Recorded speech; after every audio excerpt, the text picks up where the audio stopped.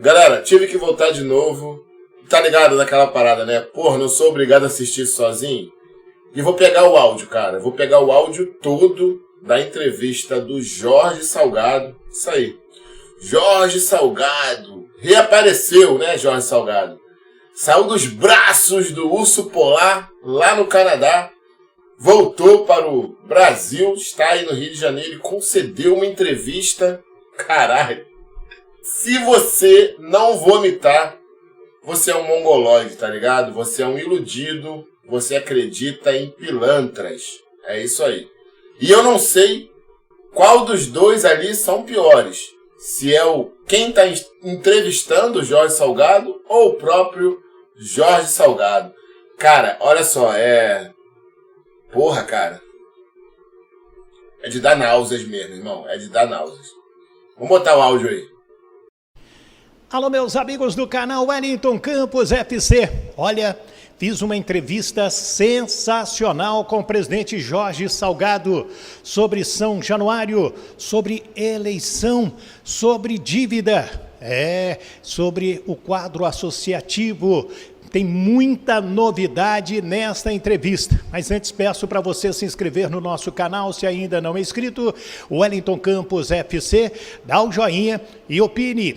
Vamos lá, vamos trazer esta entrevista sensacional. Se inscreva no nosso canal, Wellington Campos FC. Vem aí uma entrevista com o presidente Jorge Salgado. Roda a vinheta!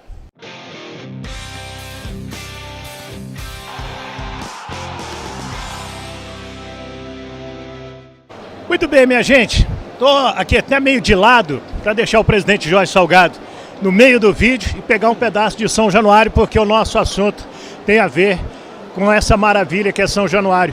E eu estou ganhando até um presente, estou na tribuna de honra aqui de São Januário. Daqui Getúlio Vargas fazia os seus discursos no dia 1º de maio, hoje dia 1º de maio, Dia do Trabalhador, ou seja, São Januário, o Vasco da Gama, é o símbolo do trabalhador do Rio de Janeiro, do Brasil, nos olhos políticos e da sociedade também. Falei bonito, presidente? Falou bonito. Boa noite, Wellington. Boa noite a todos que nos escutam. É um prazer estar falando com você. E é um dia simbólico, 1º de maio, Dia do Trabalhador. Temos que render todas as homenagens a todos que trabalham em prol do nosso Brasil. É isso aí. Presidente, e hoje, 1º de maio, foi um dia muito importante para o Clube de Regatas Vasco da Gama, no encontro com o prefeito Eduardo Paes. Eu queria que o senhor trouxesse essas boas novidades. Então, a gente vem construindo uma relação muito boa com o prefeito Eduardo Paes desde o início do nosso mandato. O nosso sonho é realizar a reforma do estádio de São Januário. Então, nesse encontro, participaram também o pessoal da SAF. Uma das pautas da reunião era a reconstrução, a reforma do estádio de São Januário. O prefeito tem tido a maior boa vontade, o maior empenho em nos ajudar a realizar esse sonho, que é o sonho de todos os vascaínos. Eu acho que o assunto, cada vez que a gente vai lá, ele avança mais e acho que, se tudo correr bem, nós vamos ter boas e ótimas notícias ainda ao final desse semestre, início do 2º semestre. Nós certamente vamos ter muito boas notícias para a torcida do Vasco em relação à reforma do estádio. O que a gente pode falar de concreto que está na sua cabeça, já está no papel do prefeito também, em termos de São Januário? Sempre foi um sonho fechar ali o anel onde está a capela de Nossa Senhora das Vitórias, aumentar a capacidade, porque São Januário ficou pequeno para a torcida do Vasco. Não, São Januário está pequeno para a torcida do Vasco, a gente está deixando dinheiro na mesa. Os nossos concorrentes estão aí jogando em estádios de 60, 70 mil pessoas e nós num estádio para 20 mil. Então a gente tem um projeto já realizado pelo arquiteto Sérgio Dias, um projeto que contempla uma arena de 43 mil lugares aproximadamente, que pode comportar inclusive os Jogos de Libertadores da América, com todo o conforto para o torcedor que vier assistir os jogos, toda a segurança. Além do mais, isso vai implicar numa melhoria ao redor do estádio, com intervenções aí, com a ajuda da prefeitura. Vai melhorar muito a situação do nosso Vasco, tanto dentro do campo, dentro do estádio, como fora do estádio. 43 mil lugares, com estacionamento também, né? Como dizem os americanos, no park, no business, hoje você tem que ter o estacionamento. Tem que ter. O projeto prevê uma garagem subterrânea para aproximadamente 1.300, 1.400 carros. Que legal. É a primeira vez que eu ouço falar dessa garagem subterrânea. Não, o projeto está muito bem feito. Agora, naturalmente, quando as coisas começarem efetivamente, quando a gente conseguir aprovar o que a gente está pleiteando, aí a gente vai fazer uma nova checagem desse projeto, que já tem uns 4, 5 anos, para ver se ele está totalmente em linha com o que está acontecendo hoje. Dá uma atualizada, né? Uma atualizada nele. E aí sim a gente vai ter todo o conforto para o torcedor, estacionamento. O entorno de São Januário vai sofrer uma intervenção pesada também do ponto de vista de melhoria.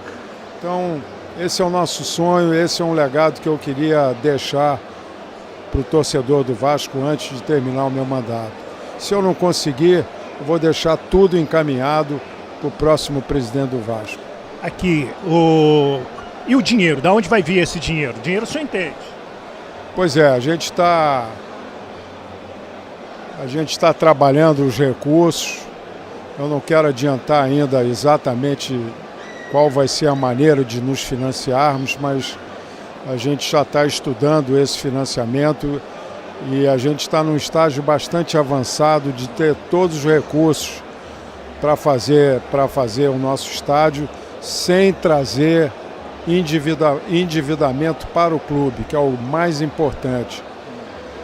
A partir de agora é endividamento zero para o Clube de Regata Vasco da Gama. Aquele clube endividado, aquele clube que não tinha recurso para nada, acabou. Viramos a página. Hoje o Clube de Regata Vasco da Gama está nascendo, novo, forte. Vamos ter um patrimônio consideravelmente aumentado nos próximos 2 anos. Então, vai ser um legado aí para a vida toda do Vasco. Quanto que vai custar um novo São Januário? Essa reforma, ela está orçada hoje mais ou menos em torno de 450, 500 milhões de reais. E o senhor também tratou com o prefeito Eduardo Paes sobre se eu usar a expressão errada, o senhor me corrige, seria a legalização ou ser do Vasco o terreno onde está o CT Moacir Barbosa, lá na Cidade de Deus, e também ele também pode intervir na questão do CT na Washington Luiz? São assuntos diferentes, né? Um é federal, outro é municipal. O que a gente tratou com o prefeito Eduardo foi a respeito do CT da Cidade de Deus, onde está hoje os profissionais.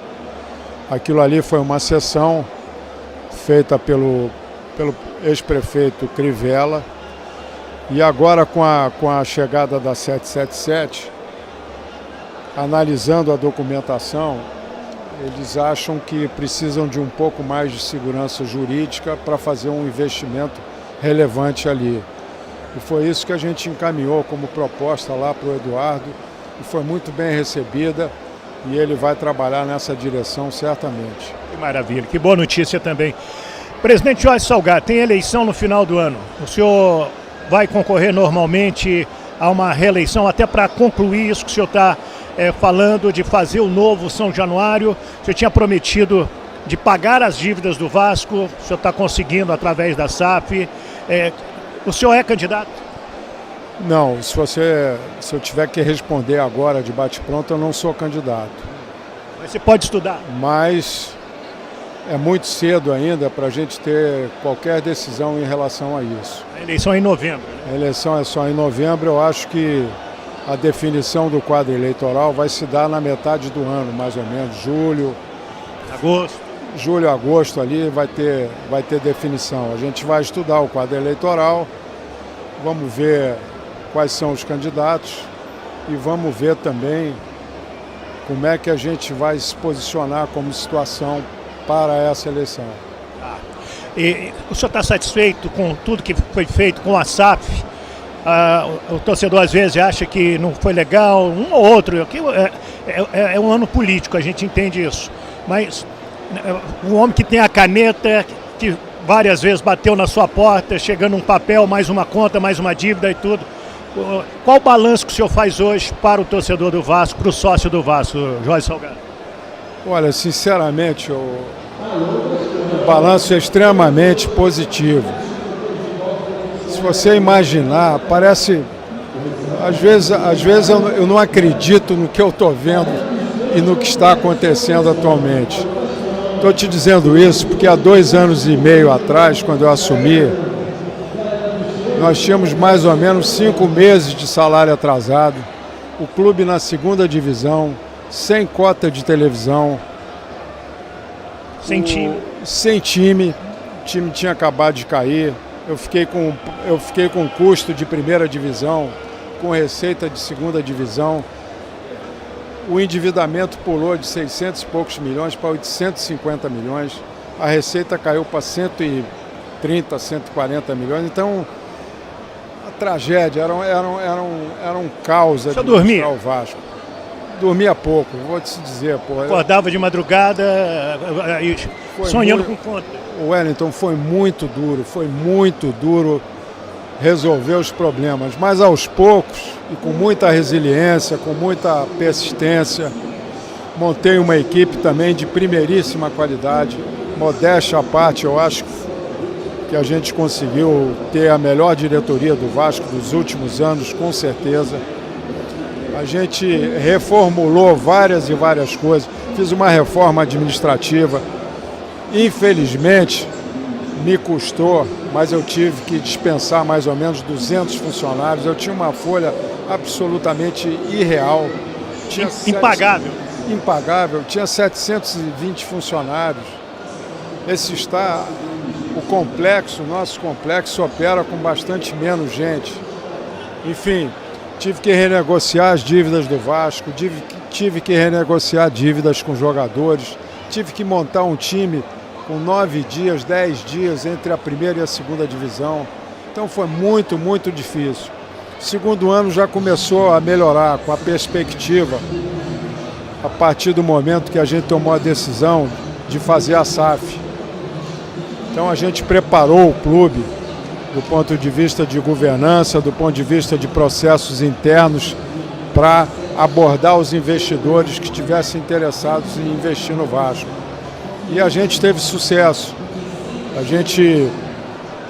gente pesquisou mais ou menos, endereçou cartas a mais ou menos 60 investidores pelo mundo inteiro, no mundo inteiro.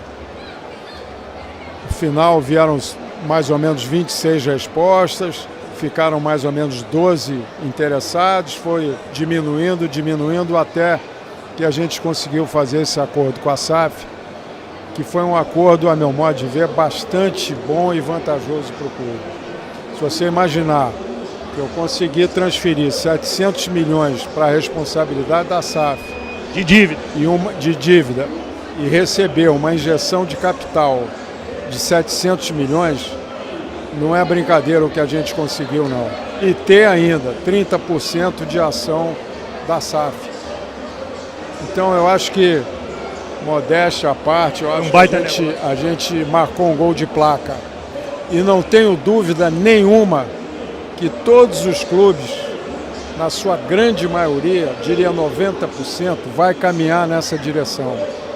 É o dinheiro novo que entra, né, presidente? Além do dinheiro novo, você está profissionalizando e melhorando a gestão do futebol, separando da política do clube.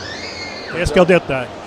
Para a gente fechar, presidente, te agradecer essa ótima entrevista esclarecedora e te desejando boa sorte para a sequência desse campeonato brasileiro. O que você queria falar para o torcedor, chamar para o cara ser sócio do Vasco? O que o senhor queria dizer? Eu queria fazer um apelo chamativo, dizer que o vascaíno deveria ser um sócio proprietário do Vasco, um sócio estatutário. Por que isso? Porque ele vai contribuir para a melhoria da associação. O que é essa melhoria? A gente vai ter equipamentos melhores na sede da Lagoa, na sede do Calabouço, vai ter mais competitividade nos esportes olímpicos. Esse ano a gente está retomando o basquete, já estamos disputando o campeonato nas categorias de 14, 15, 16 anos e no segundo semestre vamos começar novamente a competir na NBB. Natação, nós estamos competindo mais ou menos em 12, 13 já esportes olímpicos, todos eles autossustentáveis. E essa vai ser a nossa direção. Está faltando ainda a gente ter a certidão zerada de pagamento de impostos, que está na reta final. E assim que a gente tiver, nós vamos captar recursos via incentivo fiscal para financiar um time forte de basquete, um time forte de futsal, um time forte de voleibol. Então, a nossa direção é essa, é fortalecer os esportes olímpicos, proporcionar mais conforto para o sócio, tanto na sede do Calabouço quanto na sede da Lagoa. A sede do Calabouço já foi totalmente recuperada. Maravilhosa. A sede da Lagoa está sendo totalmente recuperada depois de não sei quantos mil anos. Agradecer ao nosso querido Zé Comé com sua turma. Um trabalho extraordinário do Zé Comé com a nossa turma, com a turma dele. Eu tive lá com o Zé ontem, domingo, lá na Lagoa.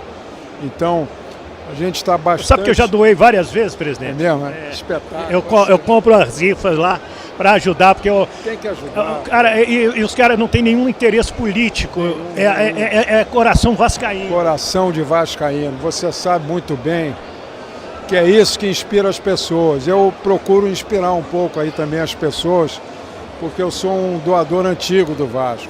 Eu sei. Todo mundo sabe que na hora do sufoco liga pro Jó. É o banco JS que entra em campo. Ele continua aberto ou está fechado agora? Agora o clube está andando sozinho, não está precisando de recurso. Estamos com salários absolutamente em dias, pagamento de impostos em dia. Então é um novo Vasco. Eu estou muito otimista com o futuro do Vasco. Se a gente tiver juízo, se a gente tiver bons presidentes, eu vou deixar um legado e quero que as pessoas que assumam lembrem desse legado, para a gente não cometer erros aí do passado, que a gente não tem nenhuma necessidade de endividamento. A gente pode viver com as próprias pernas, se tiver juízo, se tiver responsabilidade. Maravilha. Olha, se não foi a minha melhor entrevista em termos de Vasco da Gama, é uma das melhores. Muito obrigado pela sua atenção, presidente. Parabéns. Papai do céu te dê saúde para o senhor continuar fazendo isso pelo Clube de Regatas Vasco da Gama. Acredito que vários vascaínos gostariam de te agradecer nesse exato momento. Não participo da política do Vasco, não voto, apenas a gente defende o Clube de Regatas Vasco da Gama. Muito obrigado, presidente. Wellington, obrigado a você, obrigado ao teu canal, à Rádio Tupi, aos ouvintes que tiveram paciência aí de me aturar. Mas estão cheios de novidades. E dizer para todo vascaíno que a gente está virando uma página e começando uma nova história, que eu acho que vai ser uma história muito boa para a gente e para as próximas gerações também. Tem ou não tem que pedir a Deus perdão pelo que se passa na nossa cabeça ao assistir uma desgraça de uma entrevista dessa? Tem ou não tem que pedir perdão a Deus? Tem, cara. Acredito que você que escutou essa desgraça aí até o final, ou você que escutou pulando partes, você chega na mesma conclusão que eu, irmão. Esse cara, né? Esse velho, ele fez de tudo para estar no poder do Vasco.